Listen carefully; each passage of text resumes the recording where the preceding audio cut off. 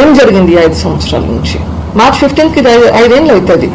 General గా ఇటువంటి case, murder case అంటే జనరల్ గా 4-5 రోజుల్లో ఎవరు చేశారు అనేది తెలుసుకోవాలి. ఇది 5 ఏళ్ళకి ఇంకా ఎందుకు తెలియట్లేదు? బట్ ఇది 5 ఏళ్ల క్రితం జరిగినా గానీ the roots were set in 2017.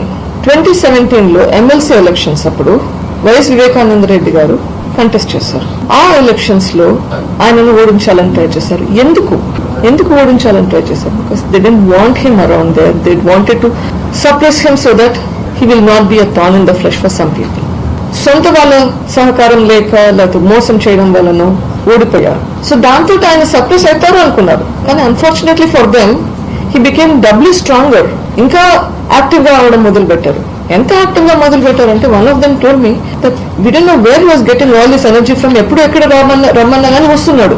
వాళ్ళు ఇంకా భయం ఎక్కువ అయింది. ఎంత ట్రై చేసినా కానీ ఈ మనిషిని అణిచేయలేకపోతున్నామే ఆ భయం. So that is what led to this. Unfortunately అప్పట్లో మాకు ఇదంతా అర్థం కాలేదు. ఇదంతా అర్థం అవడానికి చాలా టైం పట్టింది.